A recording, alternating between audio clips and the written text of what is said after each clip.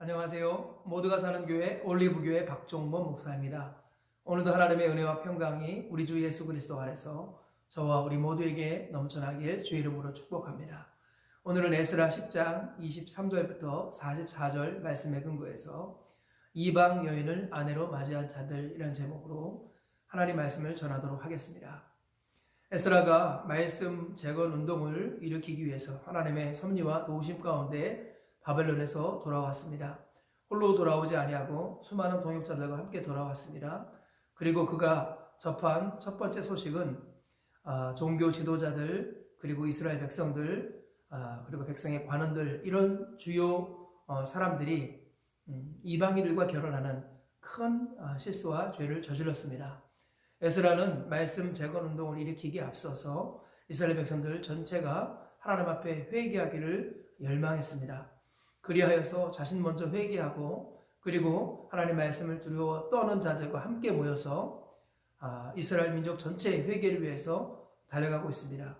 오늘 본문에서는 이방인 아내를 맞이한 사람들의 명단을 어제에 이어서 공개하고 있습니다. 그래서 오늘 본문 마지막 절 44절에 보면 이상은 모두 이방 여인을 아내로 맞이한 자라, 그 중에 자녀를 낳은 여인도 있더라, 이렇게 마무리하고 있습니다. 에스라 말씀이 우리에게 주는 교훈은 굉장히 중요한데요. 첫째로 하나님은 제사장, 레위인, 노래하는 자들, 그리고 이스라엘 백성들을 구별하고 계시더라라는 것이죠. 하나님께서는 신분은 다 같은 하나님의 백성이지만 직분을 오늘도 구별하고 있다는 것을 말씀을 통해서 볼 수 있습니다. 어제 읽었던 본문에서 18절에 보면 제사장의 자손들 중에서 이방 여인을 아내로 맞이한 사람들의 명단을 공개합니다. 그리고 오늘 본문 23절에 보니까 레위 사람들 중에서 이방 여인을 아내로 맞이한 사람들의 이름을 공개합니다. 그리고 24절에 보니까 노래하는 자들 중에서 이방 여인을 아내로 삼은 자들의 이름을 공개합니다. 그리고 25절부터 보면 이스라엘 백성 중에서 이방 여인을 아내로 맞이한 사람들의 이름을 공개한다라는 거예요.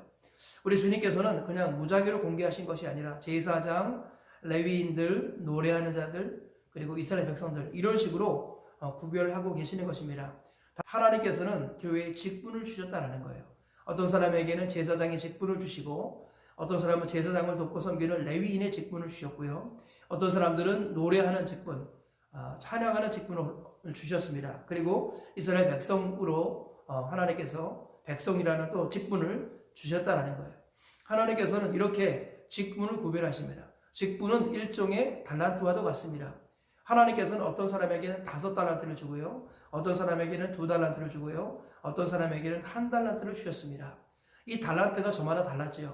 비유하자면 제사장은 5달란트를 받은 사람으로 비유할 수 있고요, 그 다음에 레위인들이나 노래하는 자들은 2달란트를 받은 사람이라고 비유할 수 있을지 모르겠습니다. 놀라운 것은 뭐냐면은 5달란트를 받은 사람이 5달란트를 남겼을 때의 칭찬과 2달란트를 받은 사람이 2달란트를 남겼을 때의 칭찬이 동일했다라는 거예요. 성경은요, 달란트의 책임은 하나님께 있다라는 거예요. 직분의 책임은 하나님께 있는 것입니다. 하나님께서 그 직분을 주셨고요, 우리가 해야 할 일은 착하고 충성되게 일하는 것입니다. 그래서 갑절로 남기는 것입니다. 그러면 그것에 대한 칭찬은 동일했다라는 거예요. 마태복음 25장을 보니까 잘하였도다 착하고 충성된 종아, 내가 지극히 작은 일에 충성했으니 내가 너에게 더 큰 일을 맡길 것이고 너는 내 주인의 즐거움에 참여할지어다, 이런 칭찬을 하시는데요, 5달란트를 남긴 자나 2달란트를 남긴 자나 칭찬이 똑같았다라는 것입니다. 하나님은 직분을 가지고 사람을 차별하시는 것이 아니라 직분으로 사람을 구별하시고요, 각자 그 구별된 대로 자기 직분에 충성하면 하나님께서 동일한 상으로 갚아주신다라는 것을 말씀하고 있습니다. 중요한 것은 뭐냐면 우리 주님께서는 교회를 섬기고 하나님 나라를 섬길 때 직분을 통해서 하신다라는 거예요. 그리고 잘하는 것과 못하는 것을 직분별로 구별하신다라는 것입니다. 그러므로 우리 예수 믿는 사람들은 항상 신분의식으로 우리가 하나님의 자녀라는 의식을 갖고 있어야지만 직분의식으로 내가 맡은 사명이 무엇인가를 항상 점검해야 된다는 것입니다. 그리고 내 직분에 맞는 사명으로 하나님께서 나를 평가하신다는 것, 이것을 항상 기억해야겠습니다. 그리고 그 칭찬의 결과물은 우리가 충성하기만 하면 큰 직분을 받았건 작은 직분을 받았건 주님께서 동일하게 칭찬해 주신다라는 것입니다. 우리가 어떤 직분을 갖고 있지라도 그 직분에 감사하며 감격하며 충성하는 가운데 주님께 칭찬받는 우리 모두가 되시길 주의 이름으로 축복합니다. 두 번째로 오늘 말씀을 통해서 얻을 수 있는 교훈은 가정은 신앙 계승과 신앙 확장의 통로라는 거예요. 하나님은 가정을 너무너무 중요하게 생각하신다라는 것입니다. 그래서 오늘 본문 맨 마지막 절에 이렇게 말씀하죠. 이상은 모두 이방 여인을 아내로 맞이한 자라. 그 중에는 자녀를 낳은 여인도 있었더라. 하나님께서는요, 백성들을 어떤 책망하시고 백성들의 연약함과 잘못들을 지적할 때 결혼을 말씀하셨습니다. 결혼이 너무너무 중요하기 때문에, 가정이 너무너무 중요하기 때문에 가정을 잘못 이룬 죄에 대해서 주님은 그 명단을 공개하신다라는 것입니다. 이것은 우리에게 거울이라는 거예요. 우리가 정말 예수님을 믿는다고 하지만 그 믿음의 표시가 무엇입니까? 그것은 바로 가정을 어떻게 이루어 가느냐라는 것을 볼 수 있습니다. 자기 집을 다스리지 못하면 하나님의 교회를 돌볼 수 없다라고 디모데 전서에서 말씀하지요. 하나님께서는 자기 집을 교회처럼 다스리고 돌보고 섬기기를 원하십니다. 자기 집이라는 작은 교회를 돌아보고 섬기지 못한다면 조금 더 큰 하나님의 교회를 돌보는 것은 옳지 않다라는 거예요. 하나님께서는 자기 집을 교회로 여기라고 말씀하십니다. 제가 전에도 말씀드렸습니다만 에덴에서는 교회와 가정이 하나였습니다. 창조의 완성은 개인이 아니라 공동체였고요. 그 공동체는 가정이자 교회였습니다. 그런데 죄가 들어와서 가정과 교회가 분리되었습니다.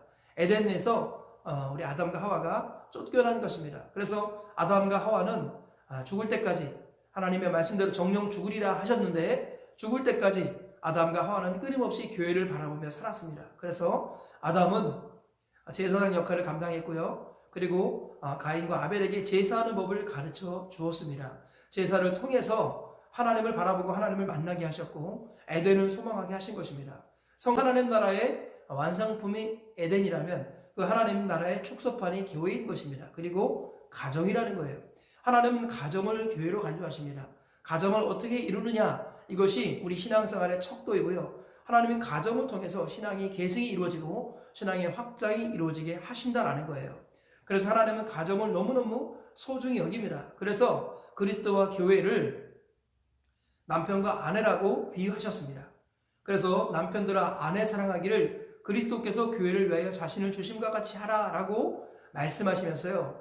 남편이 아내를 사랑하는 것을 예수님이 교회를 사랑하듯 해야 될 것이고, 아내가 남편에게 복종하는 것은 교회가 그리스도께 복종하는 것 같이 해야 한다라고 말씀하셨습니다. 우리 주님께서는 교회를 가정으로 비유하셨다라는 것입니다. 하나님은 가정을 이와 같이 소중히 여기십니다. 그래서 오늘 에스라를 통해서 불신 결혼하고 이방 여인을 아내로 맞이한 사람들의 명단을 공개합니다. 그들이 회개했기 때문에 다 용서받았을 줄 믿습니다. 그러나 주님께서는 그들의 명단을 기록하면서 우리에게 거울로 본보기로 말씀하십니다. 너희는 절대로 이방 여인을 아내로 삼지 말아라. 너희는 절대로 거룩한 가정을 이루기 위하여 선한 몸부림을 쳐야 한다라고 주님께서 말씀하고 계시는 것입니다. 오늘 이 말씀을 기억하셔야겠습니다. 하나님은 정말 가정을 중요하게 여기십니다. 이 가정을 교회처럼 소중히 여기십니다. 에덴에서는 교회와 가정이 하나였다라는 거예요. 우리 주님께서 자기 피로 사신 것이 주님의 몸된 교회이고 그 교회는 가정과 같은 것입니다. 우리가 이 사실을 기억하시면서 어떻게 가정을 이루는 것이 우리 신앙생활을 어떻게 바르게 그렇게 끝까지 할 수 있는지를 보여주는 척도라는 것을 기억해야겠습니다. 말씀의 결론을 맺겠습니다. 오늘 두 가지 말씀 전했는데요. 첫째로는 하나님께서는 제사장, 레위인, 노래하는 자들 그리고 이스라엘 백성들을 구별하셨습니다. 하나님께서 성전에서 네 부류로 구별하셨다라는 것은 직분의 중요성을 말씀하는 것입니다. 하나님께서는 우리가 직분에 맞게 충성하기를 원하십니다. 그럴 때 하나님께서 동일하게 모든 충성했던 사람들에게 하늘의 상으로 갚아주시고 주인의 즐거움에 참여하는 복을 주신다고 약속하셨습니다.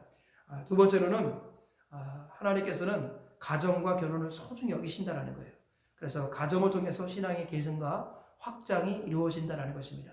믿음 생활을 바르게 하는 사람은 가정을 어떻게 이루는가를 항상 점검하고 믿음의 가정을 이루기 위해서 아름다운 몸부림과 순종한다라는 것 항상 기억하시면서 우리 두 말씀 붙드시고 오늘 하루를 사시고 평생을 살아내시길 주님의 이름으로 축복합니다.